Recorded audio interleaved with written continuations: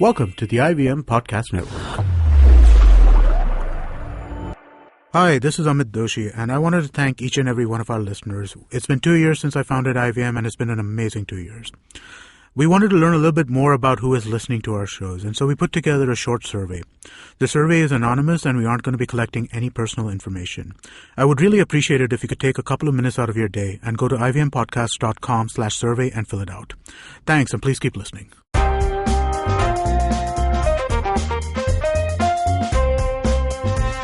Hi, I'm Siddhant. And I'm Dilnaz. And welcome to X and Y.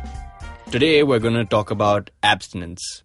And that's a very big topic. Yeah, but abstinence, we are talking about sexual abstinence. I mean, you can abstain from food and alcohol and smoking and everything, but we are talking about abstaining from sex. Yes. Yeah. You can't abstain from life, but you can abstain from sex.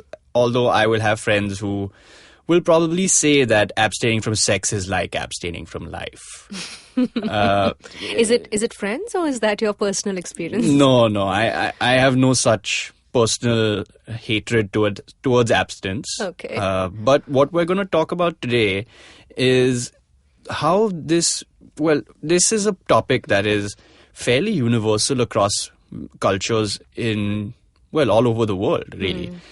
What does abstinence mean to a lot of people? Why do we do it? Why is it a good thing? Why is it promoted in the ways it's been promoted in society? What is it about abstinence that is so important that everybody has to practice it? I read this article by someone called Amna Rashid. So in that, there were reasons for abstinence that people, so there were top reasons given for choosing abstinence, and there was a percentage of people who answered. Yeah. So before you tell us, is it the people that were asked to take the survey, were they all people who already abstained or are just general people? Well, that wasn't, but they were general people. So if they had to take a vow of abstinence, they would take it because and not necessarily permanent abstinence forever and ever in life, but abstaining for a while, or abstaining for a period of time, or abstaining, till they get married, or whatever the reason. Yes. Depending on ages and stuff like that. Right. So basically, what they would do to take a vow of not having sex. Yeah. Their top reasons given for choosing abstinence. Okay. So the top one was upholding religious or moral values, which was a 42% of them. Their reason for abstaining was that. Okay. Then there was don't want to get pregnant, which is a 38%. Then there was waiting for that one special person. For all you romantics out there. Yeah. Which was a 34%.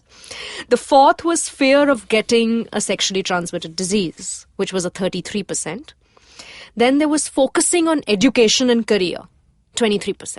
Means if I'm having sex, means I cannot focus on my career. I cannot focus on education. Too big a distraction, clearly for some. Yeah. The sixth was save yourself from emotional regret, fear, anger, betrayal. So 18% of people were abstaining because of that reason. Then there was don't want to disappoint parents, which was 11%. And the last was maintain your reputation.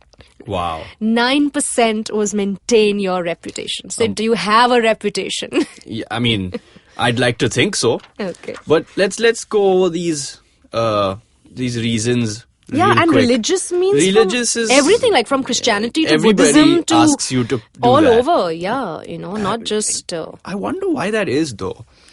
Have you ever really wondered why everyone is saying like abstain from having sex before you get married? Is there a particular reason you think? But some of them are moral issues. Yes, right? Yeah. And like your reputation and... and some of genuinely some parents don't want their children to focus on things like... And I don't know, I'm very confused. Like when I was reading up on this topic, I myself was very confused as to what do I believe truly? Yeah. Because nowadays I hear stories about 12 and 13-year-olds having sex, and sure, yeah. I'm like, my God, that's a bit much. And then I'm like, am I being narrow-minded? So I don't know how I feel about the topic. Like, okay. I don't feel whether we should actually encourage. I mean, I'm not saying enforce something, because that creates like repression, and that's another society.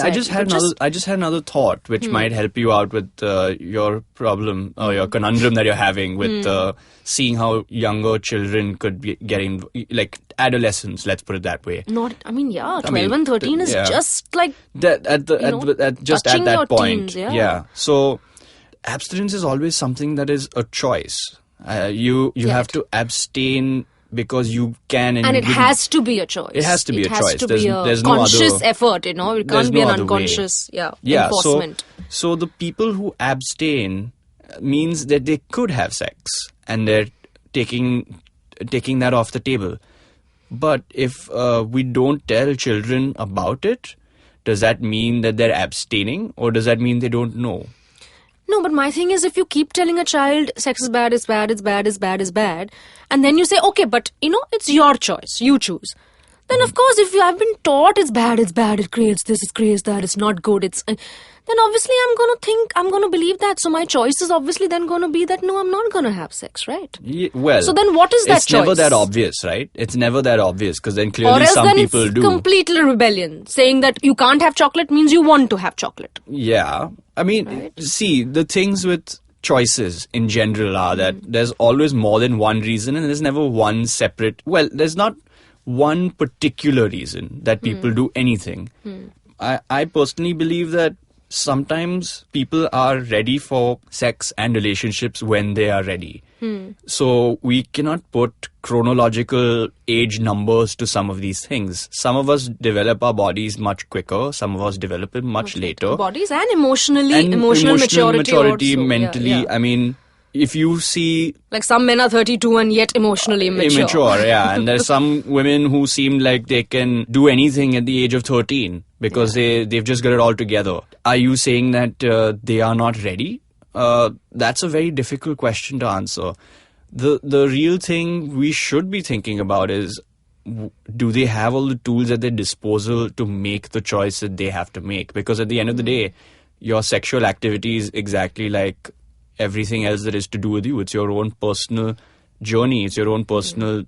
You have to take responsibility for yourself. So give them a pros and a con of sex, right? Exactly. Like in their sex ed classes. Precisely. What can happen, what is good, what is bad, what goes wrong. It's great, this is what it is, but what can go wrong. And then trust that they will have the emotional maturity to choose at whatever age. Sure. I mean, you can't trust 12-year-olds to do anything if you that's the way you set up in life. I mean, if you think that they are always going to make the wrong decisions, especially with something as important as their own bodies. Some of them do make the wrong decision. Yes, but that's the whole point of... That's why it's not easy to be a parent or a guardian or a authority figure in a child's life. It's very important that... That's why they say adolescence is so difficult and dangerous generally. But is it abstinence if they don't have sex during this time, or is it that they're not ready? So that's something we'll have to probably leave for a later date. However, going back to your points that you raised about reasons why people might abstain from having sex, the two that really always stick out here are the moral reasons, which are it's religiously not a good... I don't want to clash with my religion. There was this one website that I read saying that abstinence gets you into heaven, and if you have sex outside marriage, God will give us AIDS and STDs. Yeah, but this is the goofy, funny thing about this topic, right? Because no matter how much we think that abstinence is something that is used as a moral punishment against us. It's like a moral policing. And yes, but the sad part is with this is that abstinence is the only way to not have a sexually transmitted disease and to not get someone pregnant or get yourself pregnant. Yeah. They are absolutely right when they say if you don't do this, God will give you STDs and pregnancy, because eventually one of the two will happen to you if you have sex enough or irresponsibly. So it's strange because this is one of those few times where the moralistic side has got something over the logical side to the argument. I mean, I don't want to add any more labels to this, but just think about it. So abstinence but then is the it's best saying that- way to do any of these things. Yeah, like there was one thing which said that the responsibility of any public institution, especially ones dealing with kids, is risk avoidance, not harm reduction. So they believe that about smoking, right? You just say no smoking. You don't say that if you smoke, use a filter. Yeah. You say don't drink and drive. You don't say that if you're drunk and driving, then wear a seatbelt. So they're like, why shouldn't the same be for sex? Just say don't have sex. Don't say have sex with a condom, or don't say like if you have sex and if you're knocked up, then these are your preventive methods. So they believe that then just don't have sex, right? Don't smoke, don't drink, don't drive, don't Yeah. drink and drive, and Yeah. don't have sex. Yeah. Well, you can drink and you can drive, but don't do them together is what we're trying to say. However, I think we should revisit these topics a little later on in our show. For now, let's take a short break. Rants, crazy conversations, absurd questions, and everything in between. Cyrus Says is the podcast where I, Cyrus Brocha, let loose and talk to interesting people from across different walks of life. Well, people who are available, actually, not more than that. Catch new episodes every Monday on iTunes, Audio Boom, or the all-new IVM Podcast app. Happy listening, but only for a few minutes. And we're back, and we're talking about abstinence. Dilnaz, what do you got?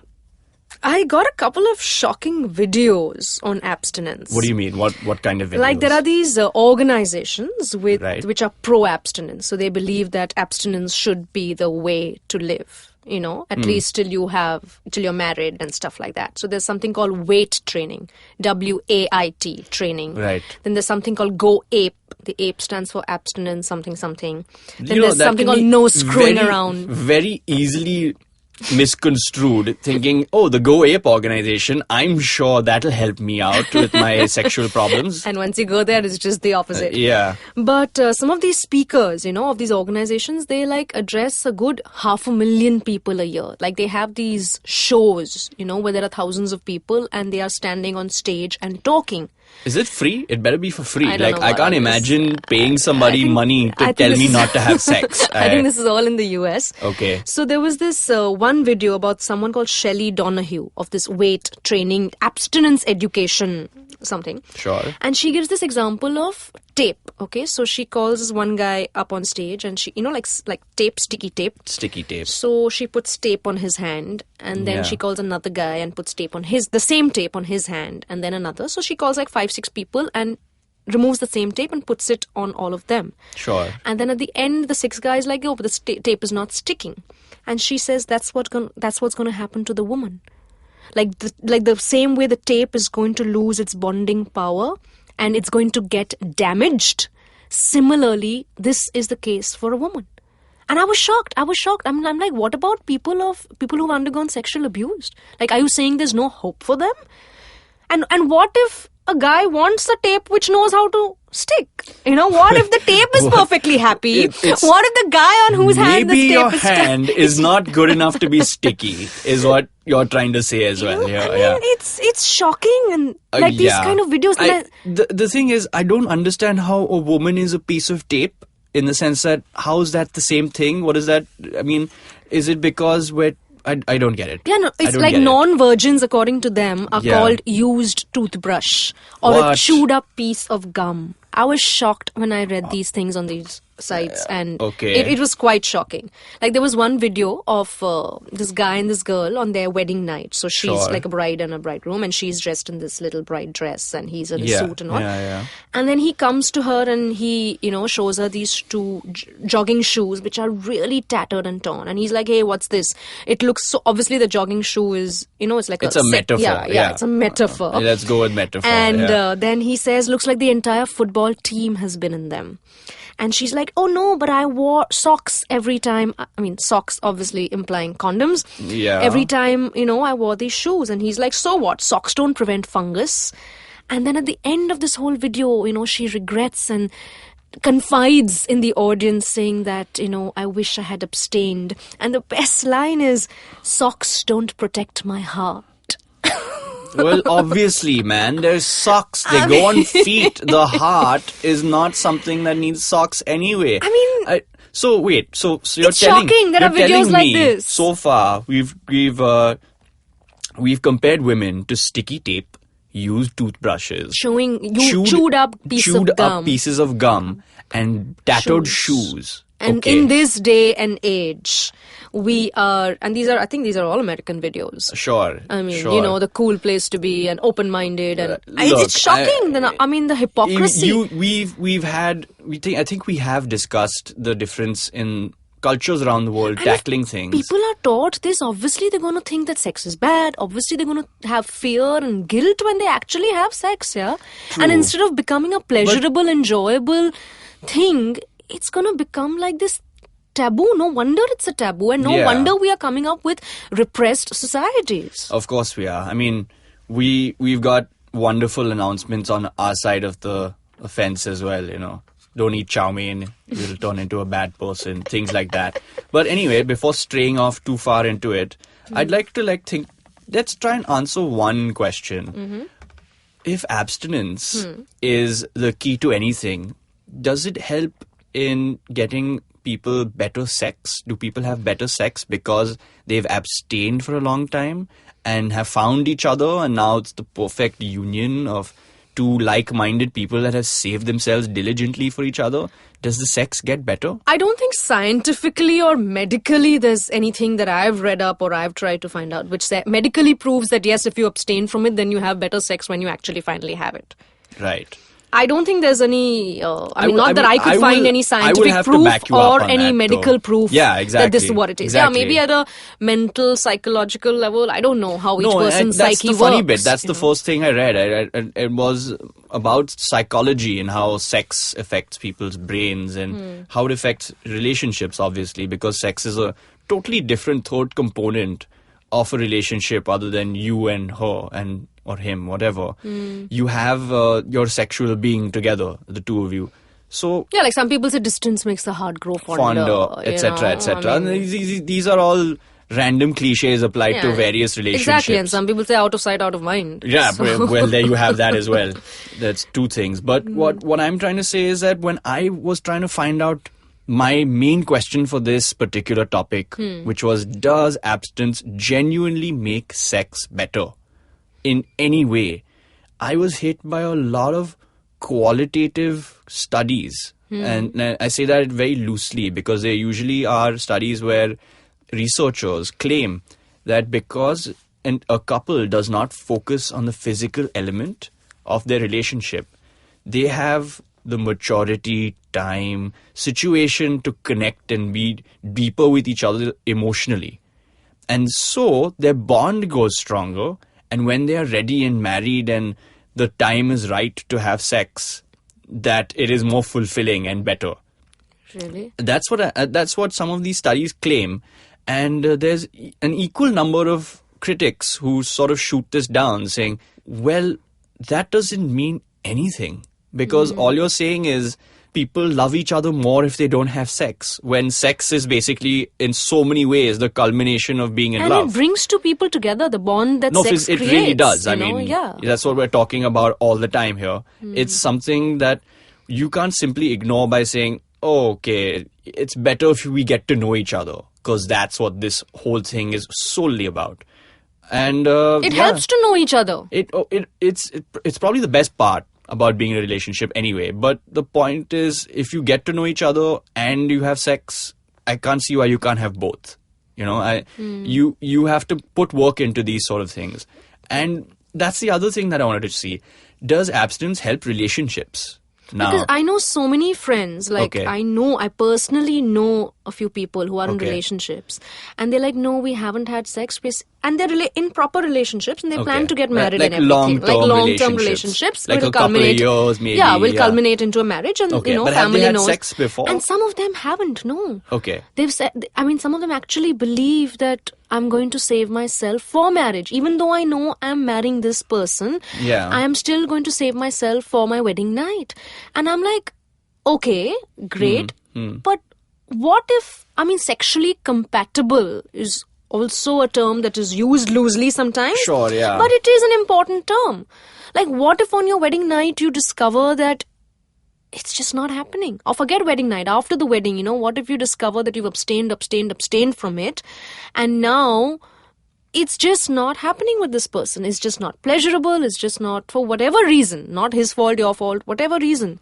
then what? Then you continue for the next 40 years into this marriage with that sex? I think that's what usually happens. Also, you have to ask, is that something that they're thinking about, the quality of the sex that they will have? Because it's been such a non-factor in their lives so far that you have a lot of people who are completely repulsed by sex. Absolutely. Obviously, if this is what we've been taught as children, the sex is bad, sex is this, abstain from it, only do it after your marriage, it's not a good thing.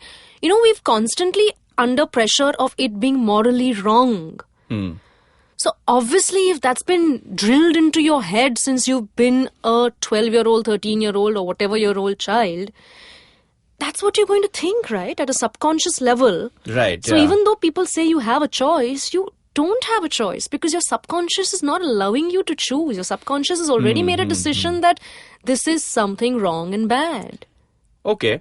I mean, we can obviously talk further about morally acceptable norms when it comes to relationships and sex. But let's talk about one more factor which I thought was very interesting about this. I think we both read about it in different capacities. How does abstinence help your physical being? Because what I read at one point, and I have had some people tell me about this, is that if you abstain from sex, and when I say sex, I mean everything, even sex, masturbation, all of that stuff. If you stay away from all of it, you tend to save up a kind of energy, a sort of presence, shall we say, that makes you a lot more you have a lot more sexual energy. Let's put it that way. But that sexual energy is converted into a spiritual or a centered. In fact, that's what yoga and Ayurveda, ancient Vedic texts also say. I mean, I actually read some kind of scientific version of this where they were trying to say that you tend to then, what happens is you will eventually release certain, how should I put it? What is the word for this I'm looking for? Hormones. Or a certain smell maybe that makes you even more attractive than you would be if you had been getting involved in sexual activities on a regular basis. Yeah. Now, I don't know where this stands because that stuff was inconclusive. But clearly, you've also found some sort of spiritual guides to this. Yeah, actually, I've got a lot of... I was trying to read up on yoga and brahmacharya and all of that. Yeah, I mean, this is somewhere where you would, they deal with the body, so they must know some stuff. So actually, yoga scriptures do say that abstinence is the surest and speediest way to boost our deepest reserves of vitality and power. Yeah. They believe that ejaculation leads to a loss of power, a loss of energy, a loss of concentration. That I do know they have studies for, because you hear about this all the time. Athletes going to the football World Cup are told don't bring your girlfriends and wives because if you had sex, drops your testosterone drive and things like that. Yeah, because the semen is actually considered to be an elixir which is converted into this subtle energy called ojas or something like that. Right? That's what I read. It's called ojas. But that's the thing. They did find that testosterone levels drop after sex, obviously, and when you're going to go out onto the field at the top level, every little thing makes a difference to your performance. You have to be at the top of your condition. So does it work? A lot of players and a lot of coaches go, nah, it's nonsense. It doesn't really change anything. Does it really have a scientific explanation, or is it that people don't want them to get distracted by the chicks, and that's why? Here's the thing, right? They've only found that there's a link between testosterone being less in the body and when athletes have had sex, and when athletes don't have sex, there's more testosterone. And testosterone has been linked separately to say that it helps with physical endurance, exercise, power, all these things that you do associate with physical traits of a top athlete. Now, does it affect it to the extent that it hinders a performance? I don't know. I'm not sure if there's any conclusive proof. I'm sure there's a lot of experts out there. When I was reading, I did not find any conclusive scientific proof on any of these things. Yeah, there are definitely experts out there who are like, oh my God, we totally believe that sex before a game is terrible. And there are experts who say, no, I don't think it makes a difference. It's one of those where the scientific sports community is sort of split in their own camps. Yeah, but I think textually it seems the hormones that have not been, if you practice brahmacharya, then the hormones which haven't got out of your body through the semen, the body uses them for something else. So this is something that even what ancient kind of text says. So in fact, there was what school of thinking is this? I think that's a lot of yoga. Okay. A lot of yogic scriptures say that celibacy is important if you want to reach that level of whatever that level of nirvana is called, Okay, yeah. Like, because it frees you, because it's like what Buddha also says, right? Earthly desires. Sure. Like if you stop the desire, that is the so it frees you from earthly distractions and takes you to a genderless state. Okay. In fact, there was this one story that I read about some Swami Chidananda. Right. I hope I'm pronouncing the name. Okay. He was the celibate leader from the Divine Life Society, which was in India, which was started in the late 1960s. So there was this writer who said he always smelled lovely. He smelled beautiful. There was this, this beautiful subtle scent, sort of fragrance, attractive fragrance. So he asked, the leader of the center as to, what is the perfume or what is the thing, and that chick just laughed and said that he's not wearing any perfume because he has mastered brahmacharya. His body is simply using the hormones differently. Wow. So next time, Sid, when you want to save up money on your Isimiyaki or your Armani perfume, just practice celibacy. I'm sign me up, I guess. I think the other thing is just bottle up some brahmacharya. Yeah, it's, apply it all over. Apply liberally. Yeah, I'm sure that'll work out just fine. Yeah. So let's take a short break and get back to this. Hey friend, so if you're listening to a podcast right now, you're probably some kind of a nerd. A nerd at heart, at least. So maybe, just maybe, you might like another podcast about nerds, by nerds, and for nerds. It's called Geek Fruit, a community to unite estranged geeks from across India and later on the world. We talk about television, movies, science fiction, adventure, fantasy, etc. Anything nerdy, it's all here on Geek Fruit. You can catch a fresh episode every Monday and a retcon episode every Tuesday. And you can check us out on iTunes, Audioboom, Stitcher, or any of your favorite podcast apps. Like my favorite podcast app, the IVM podcast app. Give me my money, IVM. Good plug. Happy listening, you nerds. And we're back. To X and Y, and today's topic is abstinence. Sure is. So, Navratri. Yeah.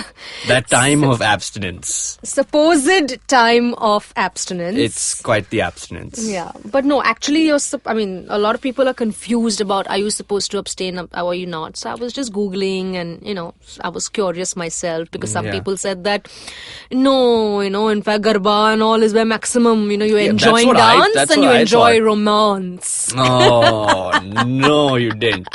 Okay, all right. So I went on to this website called www.ammas.com. Because that's where you go, Dilnaz. That's where you get all your cool happenings. That's where you, how you hang with the cool kids. Yeah, with the cool ammas. Yeah. So there was this one question so there's this question and then a lot of people give replies and answers in like a chat room or whatever it's called. Sure, yeah. So there was this one question saying, can someone tell if we can have sex during Navratri, especially if we have kept Kalash in house? Who is this person who has come here to replace Dilnaz as usual? So that is the question. Oh, you're back, okay. And there are answers, okay? So answer 1 was, hi friend, you can have sex, but in a separate room. Take care to have a good bath. Head bath also. You can't forget Don't them forget. head baths. No, you need that. Yeah. Before doing the puja. As in the puja. Yeah, not the chick. Not the puja. Before you doing know the who puja. you are, puja, it seems. Yeah. Navratri festival is all about getting rid of all mental filth. It is better to enjoy sex and then do proper puja than trying to do a puja without spiritual feeling in the heart. Delicious. So yeah, have Wow. sex, go ahead. Just have a bath after that. Head bath. Don't forget the head bath part of this. Head bath I feel will like keep you're you cheating clean. people out of this information right now. Head bath. Head bath, guys. And there was another answer which said, hi, in general, it is advisable to abstain. I'm telling you, Abstain. it was abstain. Okay. Obstain. Abstain. That sounds like a detergent that hasn't been made yet, abstain. Detergent for car seats. So yeah, it's confused about Navratra. A lot of people believe that, do not and abstain from sex, food, drugs. Yeah, if you're fasting. Well, And that's some abstain people for are like, everything. yeah. Just don't live life. That's Just all. don't. Yeah. Oh, but I have to come to my best section. Already? Okay. No? Okay. No, let's No, do it. okay, Let's do we'll it. do it. No, we'll do it later. Okay. Actually, you had one more really cool point about periodic abstaining, right? Yeah, Abstinence, actually, periodic it's this abstinence. medical. It's actually a family planning method. Okay. In what which is couples- it? What is it exactly? So what are we talking basically, about here? couples avoid having sex during certain days of the month when the woman is more likely to become pregnant. So it's some calculation that you do when she's ovulating or something. Right. Yeah. So those days of the month you abstain from sex. So a lot of people use that as a family planning because it has no side effects. It's got no cost.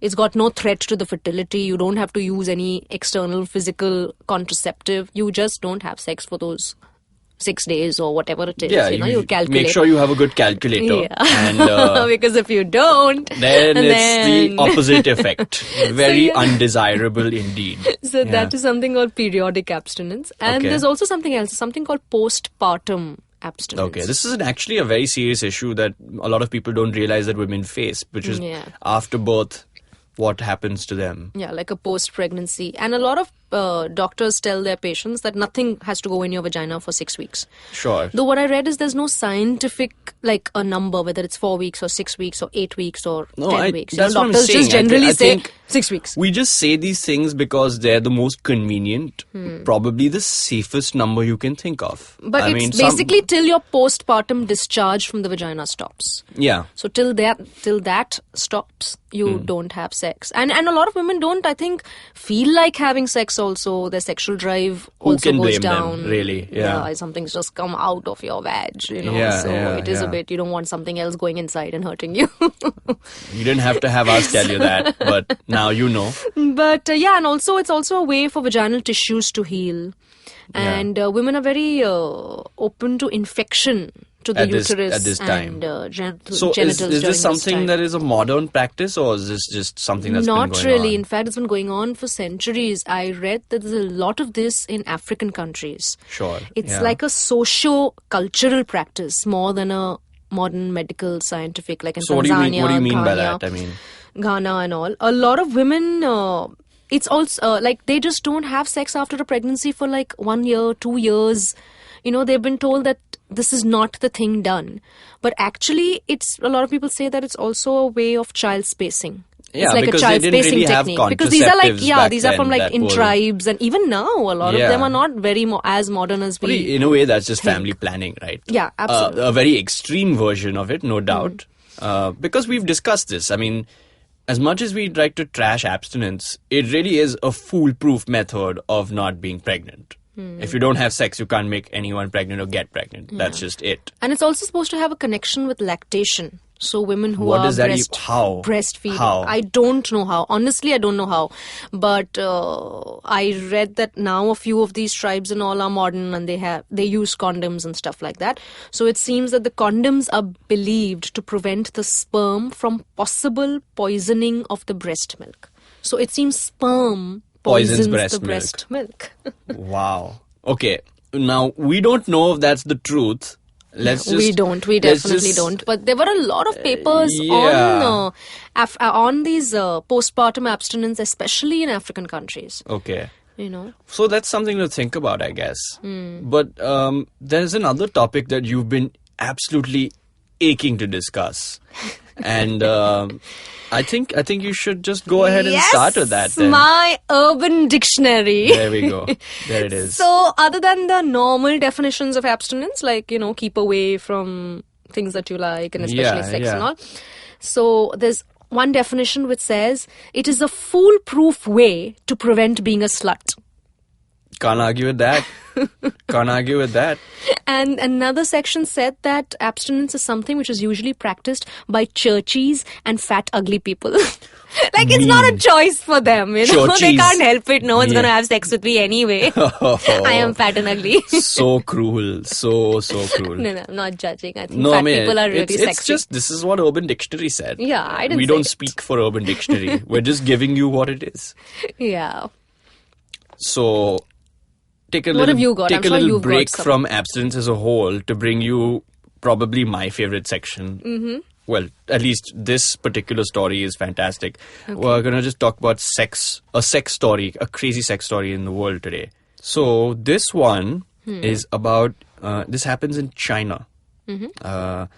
It's a wedding night, that time where, you know, it's perfectly... She could have abstained and She could saved have herself abstained. only for her husband. Yes, but there's a dramatic twist here. So I'm going to read out the news report, which is Okay. on the IB Times UK website here. Okay.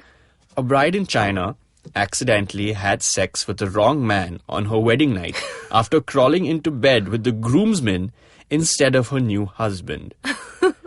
The woman from Guangxi Zhuang Autonomous Region accused the best man of rape after realizing her mistake, the Global Times reports.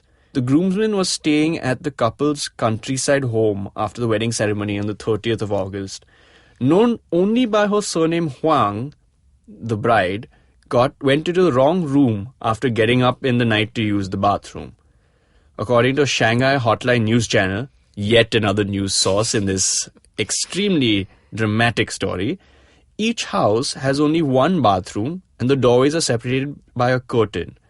Huang turned the wrong way on her way back to bed and ended up snuggled against the best man. Thinking the groomsman, his name is Ruan for this story, I guess. Ruan, and she was Ruan Huang. and Huang, yeah. Okay. Was her husband. She started kissing him. He awoke from his sleep by the bride caressing him, and after having sex, they both fell back to sleep. As one would, I guess. If you get woke up all of a sudden in the middle of the night, the woman is kissing you, and then you're having sex with her, you just go back to sleep after you're done. I guess that's what Ruan thought he was doing. When she woke up in the morning and realized the mix-up, she shouted, "Help, he raped me," alerting the family to the situation. The couple then demanded Ruan pay 20,000 yuan, that's their currency, or 2,000 pounds, British That's pounds. the currency. That's not the bride's No, name. that's not, Okay. no. Casual racism aside. And filed a lawsuit against him when he refused to pay.